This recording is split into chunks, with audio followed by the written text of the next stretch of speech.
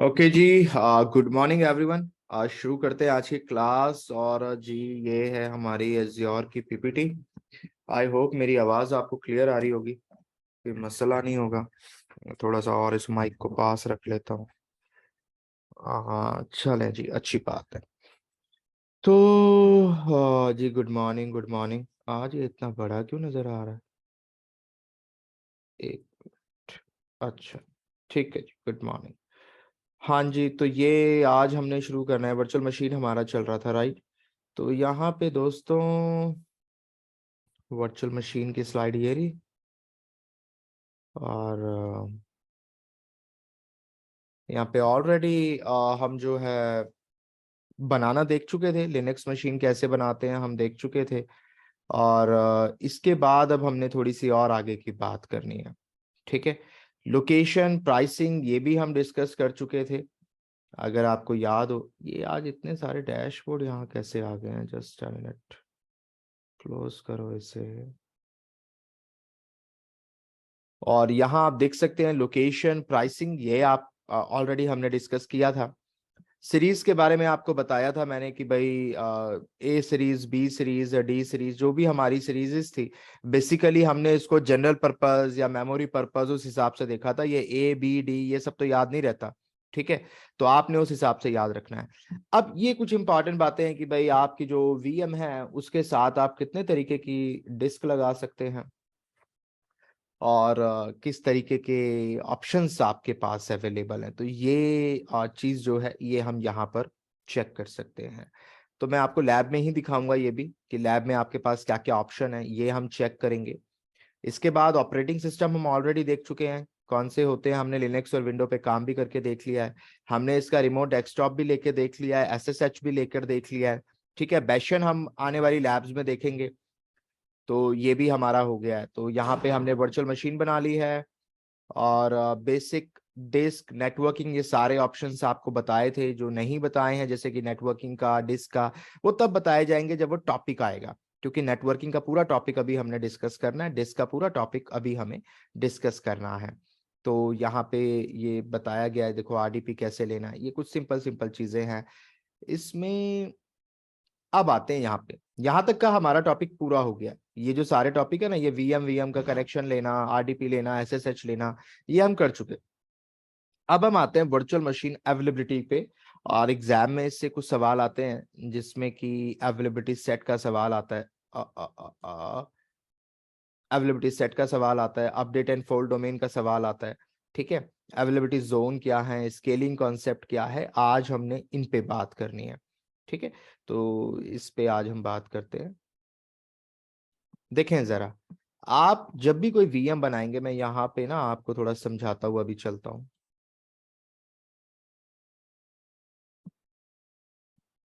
आएंगे, इस पे भी आएंगे दीपांशु चौहान, थोड़ा वेट करें, है ना। तो मेंटेनेंस एंड डाउन टाइम, तो अभी हम इसकी बात करते हैं मेंटेनेंस एंड डाउन टाइम की। देखिए, जब हम वर्चुअल मशीन पे काम करते हैं तो वर्चुअल मशीन के साथ तीन तरह की सूरतें हो सकती हैं। ठीक है, तीन ऐसे सिनेरियो बन सकते हैं वर्चुअल मशीन के साथ, कि जब वो डाउन होगा या मेंटेनेंस मोड में होगा। मेंटेनेंस का मतलब है जब आप उस पर कुछ अपडेट कर रहे हैं, आप उसका कोई सॉफ्टवेयर अपडेट कर रहे हैं, कोई वर्जन अपग्रेड कर रहे हैं, इस तरह की कोई चीज आप कर रहे हैं, तो वो मेंटेनेंस मोड में है। और लेकिन मेंटेनेंस मोड में होते हुए भी वो डाउन टाइम आपको नजर आएगा। ये बात याद रखिएगा, अगर आपका सर्वर मेंटेनेंस मोड में जाता है तो उतनी देर आप उसे यूज तो नहीं कर सकते। ठीक है, लेकिन ये कह रहे हैं कि सिचुएशन तीन हो सकती है, सूरतें तीन हो सकती हैं। पहला, अनप्लैंड हार्डवेयर मेंटेनेंस। आपका सर्वर डाउन कब होगा? डाउन से मतलब क्या है कि आप अपनी वेबसाइट को एक्सेस नहीं कर पाएंगे। जब आप अपनी वेबसाइट को एक्सेस करने की कोशिश करेंगे, www.technicalguftgu.in, तो आप अपनी वेबसाइट को एक्सेस नहीं कर पाएंगे, कोई एरर आपको नजर आएगा नेट के ऊपर। इट मींस कि कोई एरर है वहां पे। अब वो एरर किस वजह से हो सकता है वो यहाँ पे डिस्कस किया गया है, कि अनप्लैंड हार्डवेयर मेंटेनेंस हो सकती है। अनप्लैंड हार्डवेयर मेंटेनेंस का मतलब क्या है? अनप्लैंड हार्डवेयर मेंटेनेंस का मतलब है कि भाई अचानक से आपके पास कोई अपडेट आया और आपने बटन दबा दिया उसके अपडेट के लिए। ऐसा होने पे आपका जो सर्वर है वो मेंटेनेंस मोड में ऑटोमेटिकली चला जाता है। आपका सर्वर मेंटेनेंस मोड में चला जाता है। और मेंटेनेंस मोड में जाने का मतलब है कि वो अब सर्विस नहीं दे रहा होगा उतनी देर तक जब तक वो मेंटेनेंस मोड में है। तो ऐसी सिचुएशन को आप कहेंगे अनप्लैंड, क्योंकि ये मैंने प्लान नहीं किया था, अचानक से मैंने उस पर कोई अपडेट आया और मैंने दबा दिया दिन के टाइम पे, तो वो क्या हो गया, अनप्लैंड हार्डवेयर मेंटेनेंस में चला गया।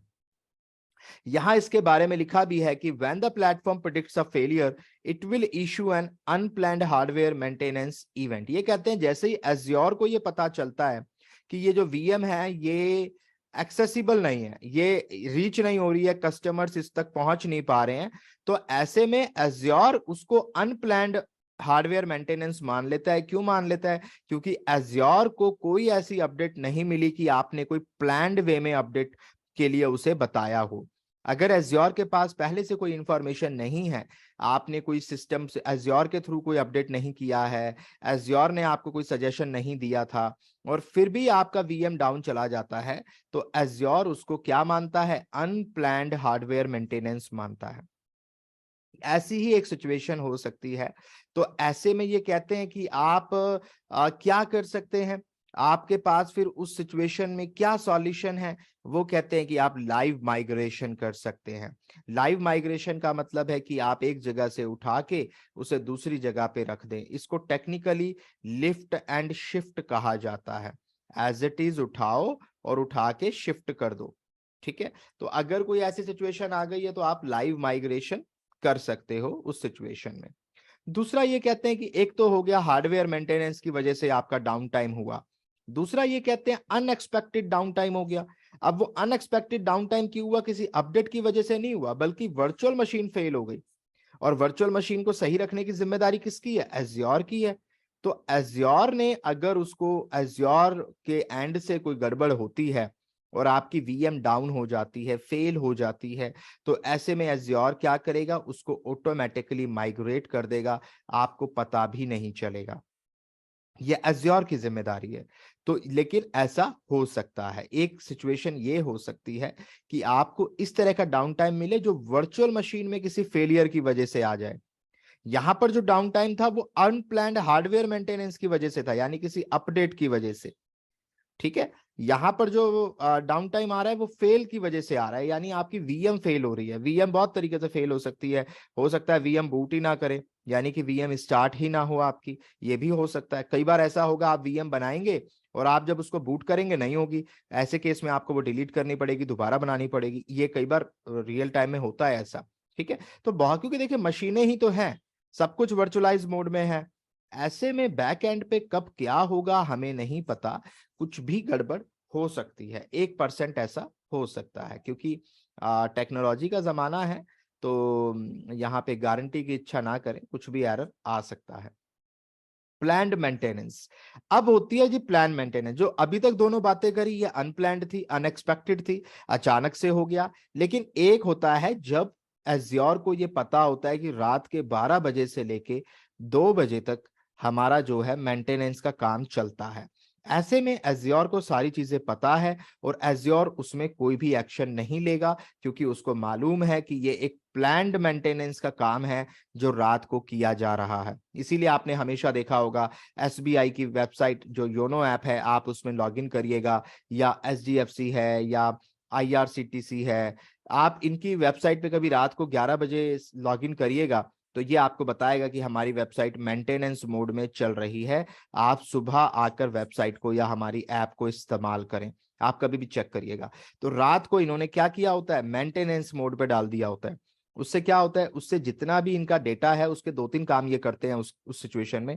एक तो ये बैकअप ले लेते हैं अपने उसका डेटा का, दूसरा शेड्यूल बैकअप ये ले लेते हैं, दूसरा ये क्या करते हैं, दूसरा ये अगर कुछ भी अपडेट करना है, कुछ भी पैच अपडेट करना है, कोई सिक्योरिटी फीचर ऐड करना है, या इनकी इंजीनियरिंग टीम को कोई काम करना है, तो वो उस मेंटेनेंस मोड के टाइम में काम करेंगे। ऐसे में कस्टमर को भी पता रहता है कि ऐप इस टाइम नहीं चलेगी क्योंकि मेंटेनेंस का काम चल रहा है, और उनके कस्टमर जो है अगले दिन आके अपना एक्सेस करेंगे। दूसरा, कंपनी को भी पता है कि हमारा इस टाइम मेंटेनेंस का काम चलता है। इसे कहते हैं प्लान्ड मेंटेनेंस। तो 3 तरीके की सिचुएशन हो सकती है, प्लान्ड हो सकती है, अनप्लान्ड हो सकती है, अनएक्सपेक्टेड हो सकती है। ठीक है, ये बात समझ आ रही है? तो ये मेंटेनेंस वर्सेस डाउन टाइम कुछ नहीं है, इसका मतलब सिंपल ये है कि मेंटेनेंस आप कर रहे हैं तो वो आपकी प्लान्ड होनी चाहिए, अदरवाइज वो डाउन टाइम ही माना जाएगा। अगर वो अनप्लान्ड है तो भी डाउन टाइम माना जाएगा, अनएक्सपेक्टेड है तो भी डाउन टाइम माना जाएगा। ठीक है जी हाँ, सर्वर की जो स्टोरेज है उसके बेस पे फिर सर्वर को शिफ्ट करने में टाइम लगता है, जितना बड़ा डेटा उसके साथ होगा तो it will take more time. ठीक है जी। तो यहाँ पे ये एक मेंटेनेंस एंड डाउन टाइम की बात हो गई। अब यहाँ पर एक इंपॉर्टेंट बात आती है जो थोड़ी सी कंफ्यूजिंग है, इसको आपको बहुत ध्यान से इस टॉपिक को देखना पड़ेगा, क्योंकि ये हल्का सा कंफ्यूजिंग हो सकता है नॉन टेक्निकल लोगों के लिए। ऑल्दो आई विल ट्राई कि मैं आपको इसे इजीएस्ट वे में समझाऊं, बट थोड़ा सा ये कॉन्सेप्ट जो है यहाँ पे ट्रिकी आप कह सकते हैं। यहाँ पे दो अल्फाज हैं, एक है फॉल्ट डोमेन जिसपे आपको ध्यान देना है, दूसरा है अपडेट डोमेन। इन दो बातों पे खास आप ध्यान दीजिएगा इस टॉपिक के लिए। एग्जाम में इससे सवाल आता है, इंटरव्यू में इससे सवाल आते हैं, और ये थोड़ा सा ऐसा है कि जनरली लोग इसमें गलत बोलते हैं या फिर भूल जाते हैं, क्योंकि ये थोड़ा सा हटके है। ठीक है, अवेलेबिलिटी सेट की बात की जा रही है। अवेलेबिलिटी सेट क्या मतलब है? अवेलेबिलिटी सेट से मतलब है कि हम अपने ग्रुप बना लेते हैं। हम कहते हैं भाई ये हमारे ग्रुप है, ये हमारा ग्रुप 1 है और ये हमारा ग्रुप 2 है। ठीक है, अब हमने कहा यहाँ पे हमने VM1 बनाई, यहाँ पे हमने VM2 बनाई, हमने VM3 बनाई, और यहाँ पे हमने VM A बनाई, यहाँ पे हमने VM B बनाई, यहाँ पे हमने VM C बनाई। तो हमने दो ग्रुप बनाए, दो ग्रुप में 3-3 VM हमने डाल दी। ध्यान से देखिएगा, 3-3 VM हमने डाल दी। अब ये कहते हैं आप जब भी कोई काम करें ना, आप इसी तरीके से करें। कहने का मतलब आप जो है उन्हें अलग अलग ग्रुप्स में डिवाइड कर लें और उसके बाद काम करें। बजाय आप 6 की 6 VM को एक ही ग्रुप में चलाने के, आप उनको दो अलग अलग ग्रुप में बनाएं, और वो ग्रुप इस तरीके से हो कि उनका फॉल्ट डोमेन जो है वो अलग अलग हो। इस बात को ध्यान से सुनिएगा, उनका जो फॉल्ट डोमेन है वो दोनों का ही अलग हो। अब आप कहेंगे सर ये फॉल्ट डोमेन अलग होने का मतलब क्या है ना? और उनका जो अपडेट डोमेन है वो सेम हो सकता है। एक तरफ मैं ये भी कह रहा हूं कि उनका अपडेट डोमेन सेम या अलग हो सकता है, कोई मसले वाली बात नहीं है। फॉल्ट डोमेन का अलग होना जरूरी है, ये आपने याद रखना है। अब आप कहेंगे सर ये फॉल्ट डोमेन और अपडेट डोमेन क्या होता है? तो जरा पहले हम इसको देख लेते हैं, उसके बाद आगे चलेंगे। Where is my white board? Let me check. हाँ हाँ हाँ।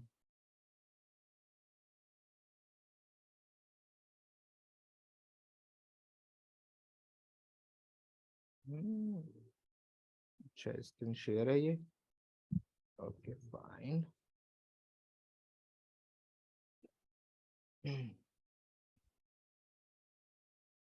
और आप सभी को मकर संक्रांति की बहुत बहुत शुभकामनाएं। तो आज मकर संक्रांति भी है, काफी जगह सेलिब्रेट भी किया जाता है हिंदुस्तान में, पोंगल भी आज ही के दिन होता है शायद। तो आप सभी को बहुत बहुत शुभकामनाएं। और चलें जी, अच्छी बात है।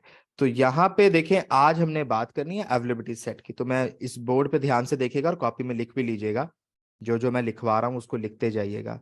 ठीक है, देखें जरा, फॉल्ट डोमेन, फॉल्ट डोमेन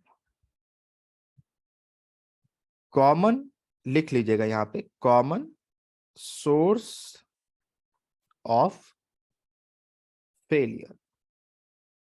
ठीक है, एग्जाम्पल भी लिखवा देते हैं। फॉर एग्जाम्पल, VMs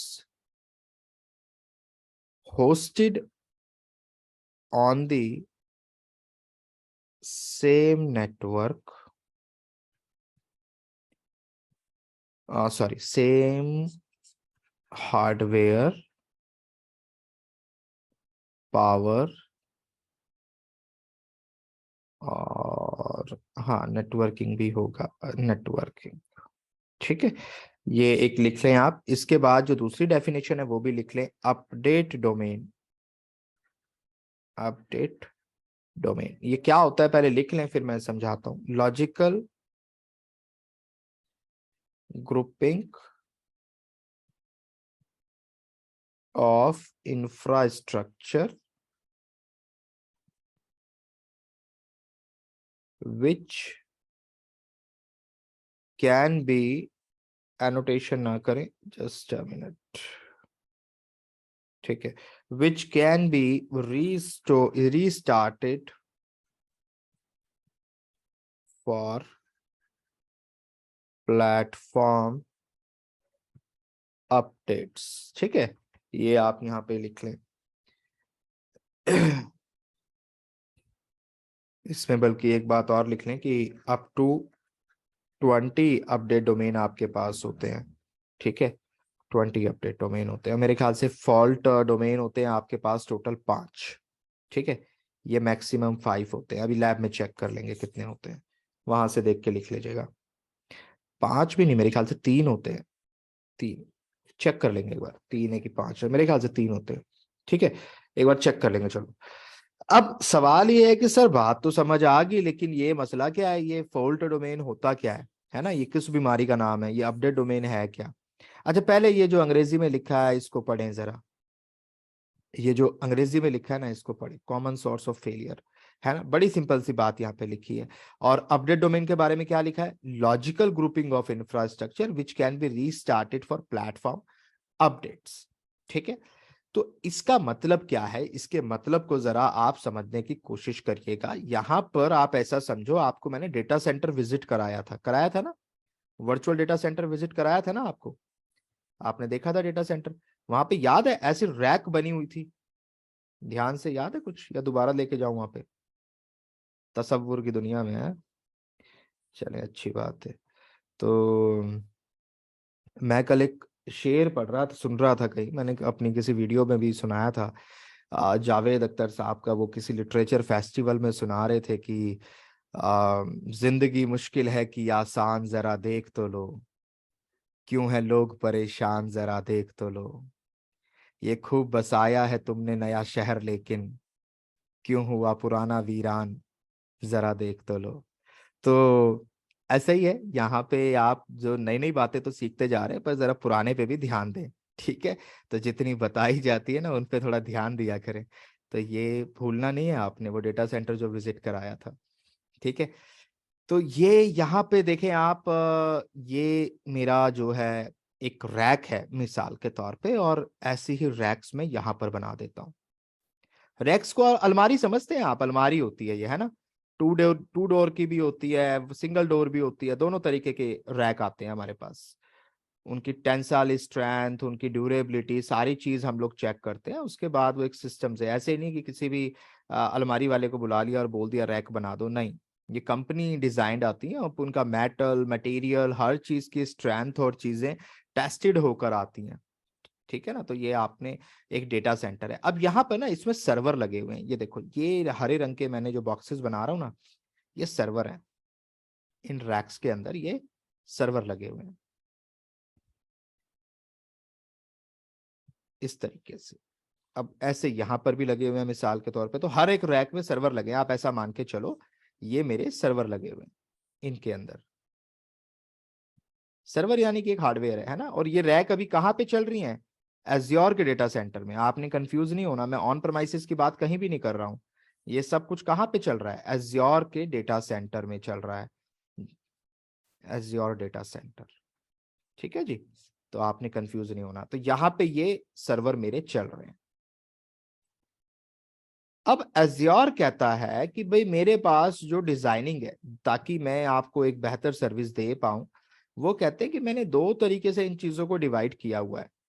आप अगर ज्यादा वीएम की जो है अवेलेबिलिटी चाहते हैं, आप चाहते हैं कि मेरी वीएम जो है हाईली अवेलेबल रहे, तो इसके लिए सपोज आपके मल्टीपल सर्वर चल रहे हैं, आपकी जो वेबसाइट है, आपकी जो आपके पास सपोज करें फ्लिपकार्ट की वेबसाइट है, तो फ्लिपकार्ट कोई एक सर्वर पे तो नहीं चल रहा होगा, मल्टीपल सर्वर्स पे चल रहा होगा।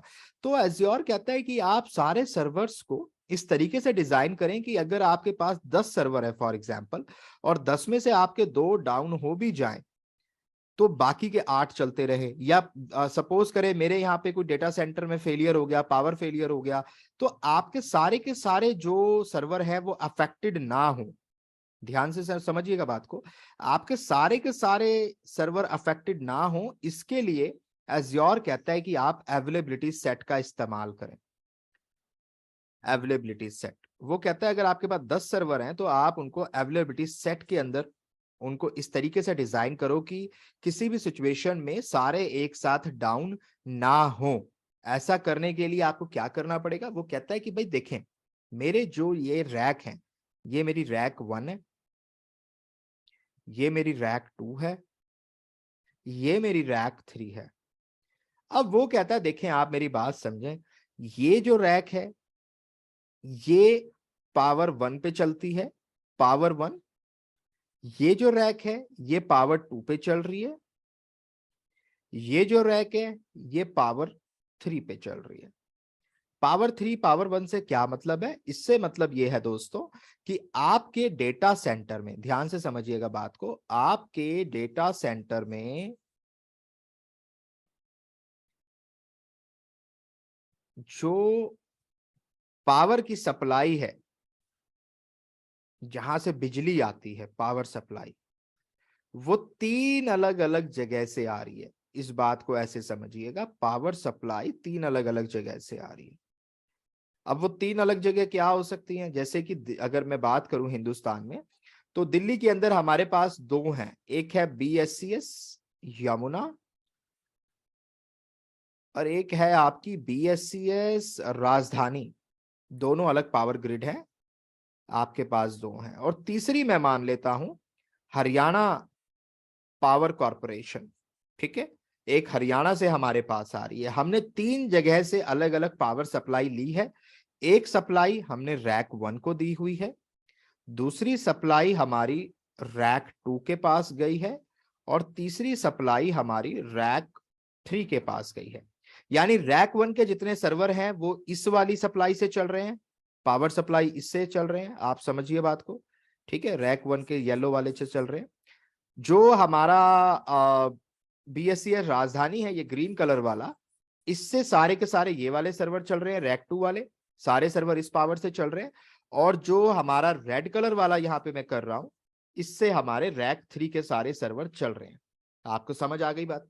अब होगा क्या, फॉर एग्जाम्पल कोई तूफान आया, कोई पावर ग्रिड फेलियर हो गया, कोई बहुत बड़ा पावर प्लांट में कोई प्रॉब्लम आ गई, कोई शॉर्टेज आ गई, कुछ भी हो गया, हमारे हाइडल पावर प्लांट या जो थर्मल पावर प्लांट है, कोई भी मसला अगर वहां पे आया, तो हम ये मान के चलते हैं कि BSCS यमुना जो है वो डाउन हो गया, ठीक है, ये काम नहीं कर रहा। ऐसे में कौन सी आपकी सप्लाई इफेक्ट होगी, पावर 1 वाली सप्लाई इफेक्ट होगी, यानी कि रैक 1 इफेक्ट होगी। अब हम ये मान लेते हैं कि रैक 1 जो है उस सिचुएशन में डाउन हो गई, ऑल्दो हमारे पास, याद रखिएगा, यहाँ पे जनरेटर का सपोर्ट भी होता है, पावर बैकअप भी होता है, सब कुछ होता है, फिर भी हम एक बार को मान के चल रहे हैं कि अभी जो है मेरी रैक 1 जो है वो डाउन हो गई।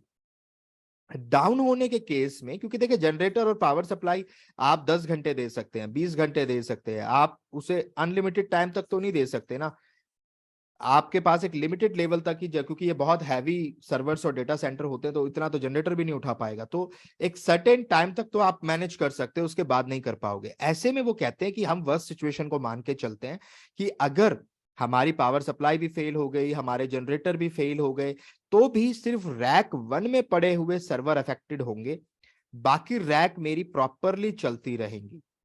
इसके लिए मैंने क्या किया, इनके फॉल्ट डोमेन को अलग अलग रखा। और फॉल्ट डोमेन क्या था, कॉमन पावर सप्लाई। मैंने कहा इनकी पावर सप्लाई अलग अलग कर दो, फॉल्ट डोमेन अलग कर दो, यानी अगर एक में फॉल्ट आएगा तो बाकी दोनों उससे अफेक्टेड नहीं होंगे। That is known as fault domain. तो फॉल्ट डोमेन में अलग अलग VM को बनाने का मतलब यह है कि अगर मुझे सपोज करें 3 VM बनानी है, तो मैंने VM को बनाया यहां पे, मैंने VM2 को बनाया यहां पे और VM3 को बनाया यहां पे, मैंने 3 अलग अलग जगह पे फॉल्ट डोमेन में बनाया। ऐसा करने से अगर मेरी VM1 डाउन होती है किसी भी वजह से, क्योंकि रैक 1 की पावर सप्लाई अफेक्टेड हो गई, तो मेरी VM2 चलती रहेगी, मेरी VM3 चलती रहेगी, यानी मेरा सिर्फ एक VM पे असर पड़ेगा, पहली बात। दूसरी बात ये कहते हैं आपने अपडेट डोमेन जो है वो आपके 20 तक हो सकते हैं मेरे ख्याल है। अपडेट डोमेन जो है आपके वो 20 तक होते हैं, वो भी आप अलग अलग रखें। ये कहते हैं वो भी आप अलग रखें। उससे मतलब क्या है? उससे मतलब ये है कि जब भी आपके कुछ चीजें हमें मेंटेनेंस मोड में लेके जानी है, फॉर एग्जांपल कि सभी वीएम्स को माइक्रोसॉफ्ट अपडेट कर रहा है, उनके ऊपर कोई सिक्योरिटी पैच अपडेट कर रहा है या कोई भी वायरस के अटैक को बचाने के लिए कुछ भी अपडेट मुझे करना है, तो वो कहता है सबको मैं एक साथ अपडेट करने लगूंगा तो आपकी पूरी वेबसाइट ही डाउन हो जाएगी। मेरी बात समझ आ रही है? अगर मैं सारी वीएम, तीनों की तीनों वीएम को एक साथ अपडेट करूंगा तो एक साथ तीनों वीएम डाउन हो जाएंगी। ऐसा मैं नहीं चाहता, मैं चाहता हूं वन बाय वन हो। तो उसके लिए हम क्या करेंगे? उनके अपडेट डोमेन को अलग अलग रखेंगे। वो कैसे रखा जाएगा? ये जो अपडेट डोमेन है, देखो ये ऊपर की जो पहली तीन, ये पहली जो लाइन है, इसको हम पहला अपडेट डोमेन मानेंगे। ध्यान से देखिएगा, ये जो ऊपर वाला पहला है ये अपडेट डोमेन 1 कहलाता है, उससे नीचे वाला अपडेट डोमेन 2 कहलाता है। इसीलिए मैंने वीएम्स को ऊपर नीचे बनाया है, ताकि जब ये वाला अपडेट डोमेन मेरा अपडेट हो रहा हो तो बाकी दोनों मेरे चल रहे हो।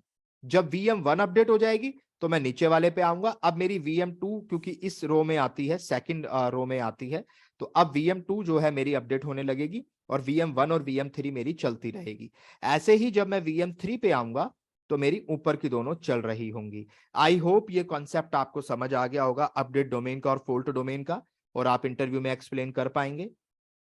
जल्दी से बताएं।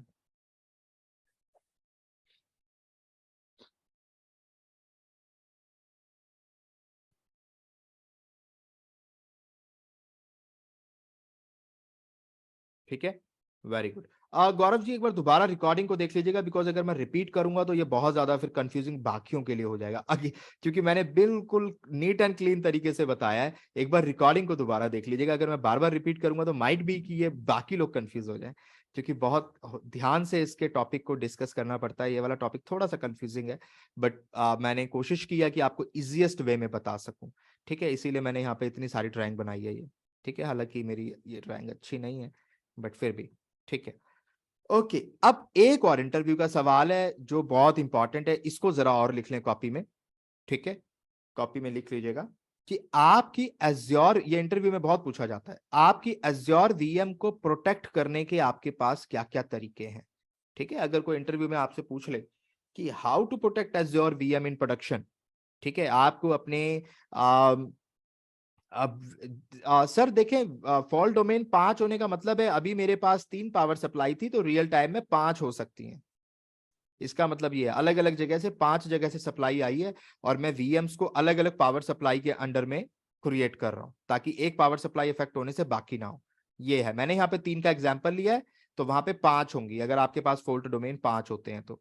ठीक है, सिंपल है। अच्छा, अब मैं क्या बता रहा था, एज्योर वीएम को प्रोटेक्ट कैसे कैसे किया जा सकता है। तो इंटरव्यू में अगर ये सवाल दोस्तों आपके पास आ जाए, जो कि बहुत कॉमन सवाल है, जो लोगों से पूछा जाएगा, आपसे पूछा जाएगा, अकॉर्डिंग टू यू अभी तक आपकी अपनी समझ के हिसाब से एक वीएम को कैसे ज्यादा सिक्योर या प्रोटेक्ट किया जा सकता है?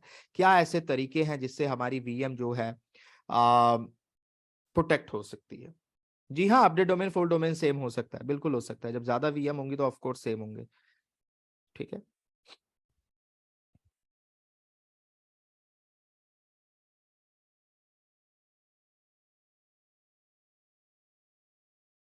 ठीक है जी।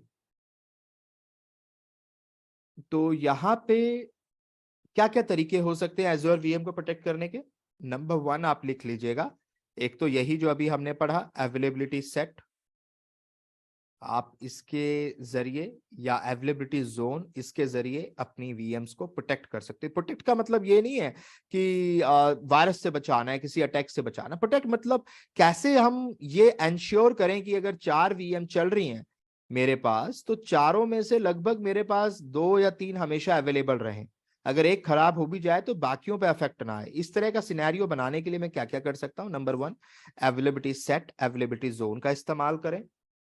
सेकंड, प्रोटेक्ट करने के लिए वीएम बैकअप्स का इस्तेमाल करें, जिससे कि अगर आपकी वीएम अगर किसी वजह से खराब हो भी जाए तो बैकअप से आप दोबारा उसको रिकवर कर सके। तीसरा, आप डिजास्टर रिकवरी का इस्तेमाल कर सकते हैं, अगर पूरा रीजन ही डाउन हो जाए तो। आप डिजास्टर रिकवरी कर सकते हैं अपनी वीएम को प्रोटेक्ट करने के लिए। और चौथा, आप उस पर लॉक भी लगा कर, ये एक छोटा सा बहुत ऑप्शन है बट इससे भी आप सिक्योर कर सकते हैं ताकि कोई एक्सीडेंटल डिलीट ना कर सके। ठीक है, टू प्रोटेक्ट एक्सीडेंटल डिलीट। तो ये छोटे छोटे ऑप्शन है भले ही, लेकिन ये इंटरव्यू में अगर आप जवाब देते हैं तो these are the valid answers, ठीक है, जिनकी हेल्प से आप अपने वीएम को बचा सकते हैं, मतलब थोड़ा सा उसको प्रॉपर कर सकते हैं। ठीक है, तो ये बात आ गई। अब कुछ लोग के सवाल भी आ रहे हैं कि क्या सवाल है, let me check. Security patching creating different, sir जहां पावर सप्लाई डाउन होगी तो वो वाला वीएम तो डाउन हो जाएगी, तो हम कैसे दो पावर सप्लाई से वीएम डाउन? सर वो आपने नहीं करना ना, वो तो एज्योर अपने आप करेगा। आपने तो खाली फॉल्ट डोमेन डिसाइड करना होता है, वो एज्योर के पास है पावर सप्लाई, आपने थोड़ी ना पावर सप्लाई घर से लेके जानी है, कोई मसला नहीं है। ठीक है, एसएलए के कॉन्सेप्ट पे आएंगे, जरूर आएंगे, आप थोड़ा सा वक्त दें, एसएलए भी हम डिस्कस करेंगे, नो नीड टू वरी। अभी इंटरव्यू का ये वाला सवाल पहले आप देख लें। ठीक है, नॉन टेक्निकल लोग खास तौर पे इन चीजों को याद रखिएगा दोस्तों, क्योंकि आप जब इंटरव्यू में जाएंगे ये जवाब देंगे तो 100% सिलेक्शन पक्का है आपका। ठीक है, तो मैं आपकी प्रिपरेशन इंटरव्यू के साथ साथ करा रहा हूँ सो दैट आप लोग पूरा रेडी रहें। तो लिख लिया करो इस तरह के पॉइंट जो मैं आपको लिखवाऊं अलग से, तो उन्हें जरूर लिख लिया करें। ठीक है, आते हैं, अब मैं स्लाइड्स पे आता हूँ वापस। और यहाँ पे ये हमने अभी बात की है, लेट मी चेक, अनप्लान्ड ये बात हो गई। यहाँ पे अवेलेबिलिटी सेट, तो आप अवेलेबिलिटी सेट अभी मैं आपको लैब में लेके चलूंगा तो मैं आपको दिखाऊंगा। अच्छा, फिर यहाँ पे देखें एक चीज आ रही है एसएलए, अभी किसी ने पूछा भी था कि एसएलए क्या होता है, तो अभी डिस्कस कर लेते हैं इस टॉपिक को। ये भी बड़ा इंपॉर्टेंट टॉपिक है दोस्तों, इंटरव्यू के लिहाज से बहुत इंपॉर्टेंट है, और सभी लोग लगभग इसमें जो है ना कंफ्यूज भी रहते हैं। तो ये भी हम एक बार डिस्कस कर लेते हैं, एसएलए क्या होता है। एसएलए क्लाउड कंप्यूटिंग के सबसे बुनियादी सवालों में से एक सवाल आता है इंटरव्यू का, एसएलए किसे कहते हैं? क्योंकि cloud architect as a cloud architect आपकी इस पे जो पकड़ है वो बड़ी मजबूत होनी चाहिए। टेक्निकली यहाँ कुछ भी नहीं है, ये भी ध्यान रखिएगा, इसमें टेक्निकल कुछ भी नहीं है। This is service level agreement, जो क्लाइंट और आपकी जो प्रोवाइडर है, सर्विस प्रोवाइडर, उन दोनों के बीच में किया जाता है। यानी कि क्लाउड प्रोवाइडर और क्लाइंट के बीच में ये एग्रीमेंट किया जाता है। ठीक है, ये इन दोनों के बीच में ये एग्रीमेंट किया जाता है जिसमें कि क्लाउड प्रोवाइडर कुछ वादे करता है। ठीक है, कुछ वादे करता है जिंदगी भर साथ निभाने के। ठीक है ना, तो यहाँ पे क्लाउड प्रोवाइडर वादे करता है क्लाइंट के साथ, और जो वादे करता है उसको एक एग्रीमेंट की शक्ल में वो उनके सामने पेश करता है, जिसे कहा जाता है सर्विस लेवल एग्रीमेंट, कि अगर इस लेवल की सर्विस नहीं मिली तो आई विल कंपनसेट यू। याद रखिएगा, क्लाउड प्रोवाइडर कहता है कि अगर मैंने जो जो बातें आपसे कही हैं अगर वो पूरी नहीं होंगी तो मैं आपको उसका हर्जाना दूंगा, मैं आपको उसका कंपनसेशन दूंगा। समझिए इस बात को, this is called service level agreement. यानी कि मतलब ये है कि अगर हमने कहीं पे एसएलए पढ़ा है 99.9%, एसएलए हमेशा इस तरीके से लिखे हुए मिलेंगे आपको, 99.99% अवेलेबिलिटी। एसएलए दरअसल में कैलकुलेट किया जाता है अवेलेबिलिटी के हिसाब से। ठीक है, अवेलेबिलिटी, तो आपको अवेलेबिलिटी कितनी मिल रही है उसके हिसाब से एसएलए कैलकुलेट होता है। अगर किसी चीज की अवेलेबिलिटी 99.9 है तो इसका क्या मतलब है, किसी चीज की अवेलेबिलिटी 99.99% है तो इसका क्या मतलब है, किसी चीज की अवेलेबिलिटी 99.999% है तो इसका क्या मतलब है। This is the highest availability जो हम जनरली वीएम के केस में देते हैं। ठीक है, स्टोरेज के केस में ड्यूरेबिलिटी, देखें तीन अल्फाज आएंगे जो आपको पढ़ने हैं, अवेलेबिलिटी, ड्यूरेबिलिटी, और एक और होता है क्या बोलते हैं, availability, durability, and one more thing is there, मैं मेरे माइंड से स्लिप हो रहा है, चलें वो भी मैं आपको बताऊंगा। तो अवेलेबिलिटी जो है जनरली आपको ये नाइन्स के फॉर्मेट में मिलेगी। ठीक है, इसको क्या बोलते हैं, इसको जो हमारा है 999, इसको पहले मैं आपको नॉर्मल भाषा में समझाता हूँ, फिर मैं आपको इसका आसान तरीका भी बताऊंगा। पहले थोड़ा सा मैथमेटिकली समझने की कोशिश करते हैं इस बात का मतलब क्या है। देखो, 99.9% अवेलेबिलिटी का मतलब है कि साल में 365 दिन होते हैं, 24 घंटे होते हैं, 60 मिनट होते हैं, और मेरा ख्याल है ये मिनट तक ही जाता है, सेकंड तक जाता है, 60 सेकंड होते हैं। बात ठीक है? हो सकता है मैं गलत भी कर दूं, मैथ मेरी भी आप ही की तरह खराब है। 365 दिन, 24 घंटे, 60 मिनट और 60 सेकंड। ठीक है, ये हमारी कैलकुलेशन है। आप इसको जब कैलकुलेट करेंगे तो कितना आएगा, जरा मुझे आंसर बताएं चैट बॉक्स में।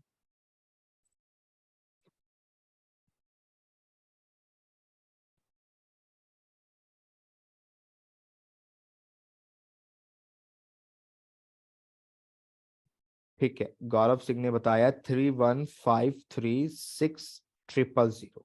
ठीक है, this is 100% of the year, this is 100% of the year. ध्यान से देखिएगा, पूरे साल में अगर मेरा सर्वर 365 दिन, 24 घंटे, 60 मिनट, 60 सेकंड अप रहेगा, इसका मतलब वो इतने सेकंड अप है। अब उसका निकालिए 99.9%। 2 जीरो से 2 जीरो कट गए, इसको इससे मल्टीप्लाई करके जरा आंसर बताएं क्या आ रहा है। एक ये जीरो भी उड़ा दें, पॉइंट उड़ा दें, यहाँ पे 10 आ जाएगा, ये 10 से ये 10 काट दें, मल्टीप्लाई कर दें, 31536 मल्टीप्लाई 999। बताएं जरा इसका आंसर क्या आ रहा है।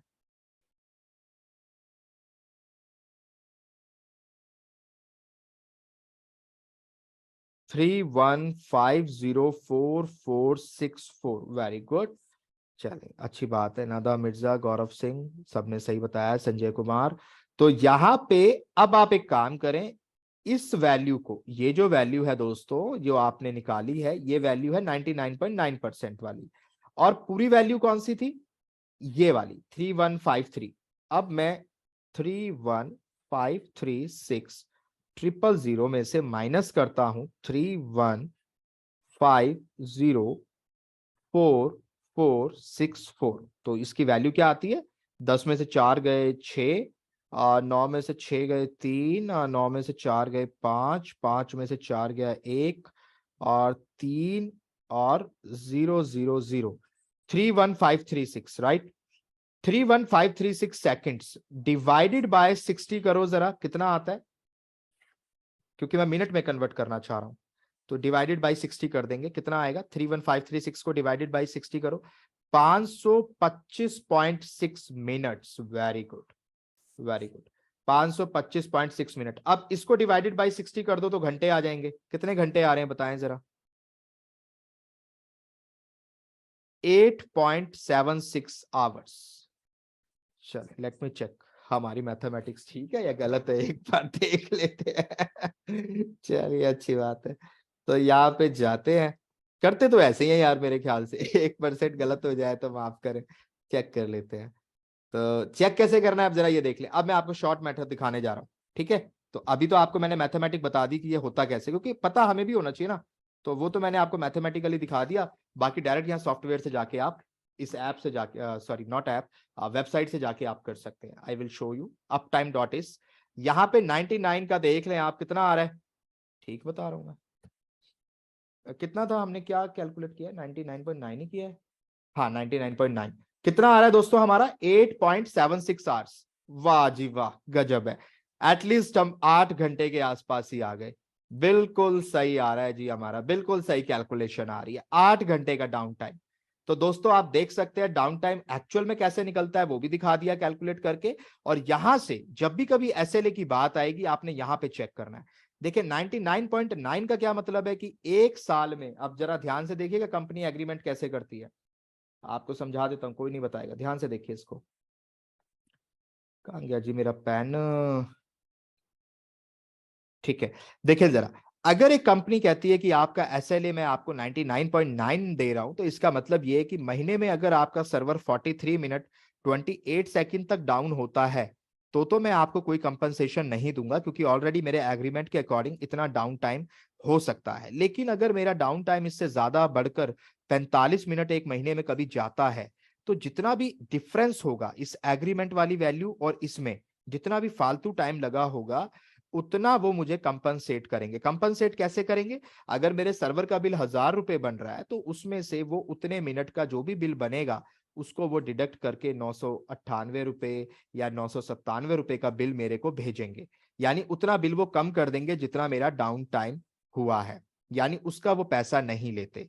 ये तरीका होता है सर्विस लेवल एग्रीमेंट पे काम करने का। लेकिन अगर कोई कंपनी कहती है यहाँ पर कि भाई मैं जो है आपको एसएलए दे रहा हूं 99.99, तो इस पे क्या इफेक्ट पड़ेगा देखते हैं जरा।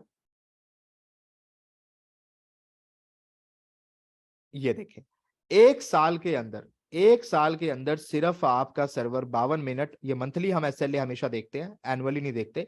एक महीने में अगर 4 मिनट तक 21 सेकंड, 4 मिनट 21 सेकंड तक आपका सर्वर डाउन है, तो एज्योर कहता है मैं आपको कुछ नहीं दूंगा क्योंकि मैंने आपसे इसी एग्रीमेंट की बात करी थी। लेकिन अगर आपका सर्वर डाउन है 10 मिनट, तो जितना भी फालतू आपका सर्वर डाउन रहा है उसका एज्योर आपको हर्जाना देगा। हर्जाना कैसे देगा? आपके बिल को रिड्यूस कर देगा। उसके बाद भी अगर आपको लगता है कि भाई मेरे को तो ज्यादा नुकसान हुआ है, मेरे कस्टमर गए हैं, मेरा बिजनेस गया है, तो आप उनको क्लेम करें, वो आपको कुछ एक्स्ट्रा बेनिफिट्स भी दे देते हैं। जैसे कि आपको फ्यूचर में कुछ एक्स्ट्रा क्रेडिट्स वो दे देंगे, $100 का क्रेडिट आपको ऐड कर देंगे कि ठीक है $100 हमारी तरफ से ले लो आप, ठीक है, या $1000 आप हमारी तरफ से ले लो। इट डिपेंड्स, वो बीच बीच में क्रेडिट्स दे देते हैं अपने पुराने कस्टमर्स को, ताकि कस्टमर जो है माइग्रेट होके AWS पे ना चला जाए, ठीक है, क्योंकि AWS ताक में बैठा है कि कोई एज्योर से नाराज हो और मेरे पास आ जाए, है ना। जैसे वो करते नहीं है, वो जियो वाले एयरटेल वाले आजकल लगे हुए हैं, पोर्ट करा लो 3 GB 3 महीने तक फ्री में देंगे, है ना, चाहे बाद में वो आदमी का गला काट लें पैसे ले लेके, पर जब पोर्ट कराने की बात आएगी ना तो जी 3 महीने में फ्री देंगे, 6 महीने फ्री देंगे। तो ये सब लालच जो होता है ये सब जगह होता है। ऐसे AWS भी ताक में बैठा है कि अब उसको कोई बताए कि अच्छा ये कस्टमर बड़ा परेशान हो गया एज्योर से, फिर AWS उसके पास जाता है सस्ता ऑफर लेके कि मैं आपको जो है ना इनसे अच्छा दूंगा, इनसे सस्ता आपको प्रोवाइड कराऊंगा, आपको कंपनसेशन भी ज्यादा दूंगा। तो ये मार्केट में चलता रहता है। तो दोस्तों ये होता है एसएलए। आई होप आपको समझ आ गया होगा एसएलए क्या होता है। आ गया तो जल्दी चैट बॉक्स में बताएं, और आप कैलकुलेट भी कर पाएंगे रियल टाइम में, ठीक है। आज के बाद कभी कैलकुलेशन भी करनी आ जाए तो खुद भी पता होना चाहिए कैलकुलेट कैसे हुआ है, ठीक है ना। तो बाकी तो आप ऐप से कर लो, इतना दिमाग लगाने की जरूरत नहीं है, but concept should be clear, ठीक है। ओके, और वो एज्योर अपने आप कर देता है कंपनसेट। अगर आपकी वीएम डाउन हुई है ना महीने में उस टाइम से ज्यादा, तो आपको बताना नहीं पड़ता उसको, ठीक है। कोई फॉर्मूला नहीं है इसका, ये 99.99 है, उसको 100% मान लें आप, है ना। अब यहां पे देखो अवेलेबिलिटी सेट में आपको एसएलए कितना मिल रहा है? 99.95%। तो अब जरा यहाँ पे जाके 99.95 डाल के देखें क्या आ रहा है। ये आ रहा है जी। अवेलेबिलिटी सेट के केस में आपको जो मिलेगा वो ये मिलेगा, कॉपी में लिख लेना। 99.95 का मतलब होता है 21 मिनट 44 सेकंड पर मंथ। इतना डाउन होगा तो ऐसे और कुछ नहीं देगा, इससे ज्यादा होगा तो देगा। कॉपी में लिख लेना 21 मिनट मंथली। आपको सिर्फ मंथली पे ध्यान देना है हमेशा, आपकी जो बिलिंग होती है वो मंथली होती है, ठीक है। आपने मंथली पे ध्यान देना है। तो अवेलेबिलिटी सेट के केस में आपको जो एसएलए मिलेगा एज्योर की तरफ से, एज्योर कहता है 99.95% तक का एग्रीमेंट एसएलए में आपको प्रोवाइड कर पाऊंगा, यानी कि 21 मिनट तक ही डाउन होगा। आप कहते हो नहीं मेरे को तो इससे और इससे भी बढ़िया चाहिए, 21 मिनट तो बहुत ज्यादा है, मेरे को इससे ज्यादा चाहिए, मेरे को 99.9% चाहिए। ये एक्चुअली इससे भी ऊपर होता है 99.99। I will show you. ये देखें, ये सबसे हाईएस्ट होता है, ये वाला 26 सेकंड, ये हाईएस्ट है जो आपको मिलता है। तो विल सी कि ये कहां पे हमें मिलेगा, हम देखेंगे। इस केस में महीने के अंदर सिर्फ 26 सेकंड में, आप ना के बराबर ही माने 26 का मतलब, तो आपका सर्वर कभी डाउन ही नहीं होगा, आप ऐसा मान के चलो। तो ये हाईएस्ट होता है अगर सर्वर अवेलेबिलिटी के केस में हम देखें, तो this is the highest one, ठीक है, जो आपको मिल सकता है। कहाँ मिलेगा, किधर मिलेगा, आप जब लैब करेंगे कहीं ना कहीं नजर आ जाएगा, ठीक है जी। तो यहाँ पे अवेलेबिलिटी सेट के केस में एसएलए हमें कितना मिल रहा है? 99.95। एसएलए हमेशा किसी भी क्लाउड को आप पढ़ेंगे, चाहे AWS पढ़ें, चाहे एज्योर पढ़ें, चाहे गूगल क्लाउड पढ़ें, एसएलए हमेशा मिलेगा ही मिलेगा। हर क्लाउड एसएलए आपको प्रोवाइड करता है, यानी कि सर्विस लेवल एग्रीमेंट आपको देता है कि बॉस ये मेरा सर्विस लेवल एग्रीमेंट है, अगर आपको पसंद आता है तो ठीक है, आप हमारे साथ जा सकते हैं, ये एग्रीमेंट पे हम काम करेंगे, ठीक है। तो ये होगी जी अवेलेबिलिटी सेट की बात। और गो टू द नेक्स्ट। अच्छा, ये मैंने आपको समझाई दिया है, फोल्ट डोमेन, अपडेट डोमेन। तो यहाँ पर ये वही बातें लिखी हैं, देखो आप, ये जो डॉटेड लाइन से बॉक्स बनाया है इसका मतलब है कि इसका ये क्या है, अपडेट डोमेन है। और फोर्थ डोमेन क्या है, ये नीले रंग के जो बक्से बनाए हैं इन्होंने, अलग अलग रैक जो बनाई है, तो ये ऑलरेडी मैं आपको पढ़ा चुका हूँ, समझा चुका हूँ। तो यहाँ से देखें वही बात यहाँ पे ये समझा रहे हैं, ठीक है ना। ये भी वही चीज है, ये भी वही चीज है अपडेट डोमेन के बारे में। इसको ज्यादा ना देखें फिर कंफ्यूज हो जाएंगे, जितना मैंने बताया बस उतना ध्यान रखिएगा, ठीक है। ये एक अच्छी बात यहाँ पे लिखी है, इसको कॉपी में लिख लो जरा। अवेलेबिलिटी सेट का जल्दी बताएं, अवेलेबिलिटी सेट का मेरे पास एसएलए कितना है, जल्दी बोलें। अगर आप अवेलेबिलिटी सेट लेते हैं तो आपका एसएलए कितना है, अभी जस्ट पढ़ाया मैंने, 99.95 है। अब देखें जरा यहां मजेदार बात, अवेलेबिलिटी जोन के केस में एसएलए कितना मिल रहा है, उससे ज्यादा मिल रहा है। यानी अवेलेबिलिटी जोन उससे एक स्टेप आगे है, अवेलेबिलिटी सेट से एक स्टेप आगे है। अब इसकी वजह कोई मुझे बता सकता है कि ऐसा क्यों हो रहा है? इस पिक्चर को जरा ध्यान से देखें और फिर मुझे बताएं कि ऐसा क्यों हो रहा है, क्योंकि जवाब इस पिक्चर में है, जवाब इस स्लाइड पे है। अवेलेबिलिटी जोन ज्यादा एसएलए कैसे दे पा रहा है, इसको जरा ध्यान से देखें इस इमेज को और मुझे बताएं, चैट बॉक्स में मुझे बताएं। जी हाँ, एक आंसर आ गया नीलेश का, सही आंसर है नीलेश। नहीं नहीं नहीं नहीं, सही नहीं, गलत है, गलत है। थोड़ा सा आप जा रहे हैं वैसे, थोड़ा और ध्यान से देखें, वैसे आप ठीक जा सकते हैं। जी जी हाँ बिल्कुल, ये किसका आंसर आया है, जैस्मिन कौर, बिल्कुल सही आपने बताया है। रॉकी सिंह आप भी थोड़ा सा और ध्यान से देखें, बिकॉज ऑन जैस्मिन का आंसर सही है, और यहाँ पे गौरव सिंह का आंसर भी सही है।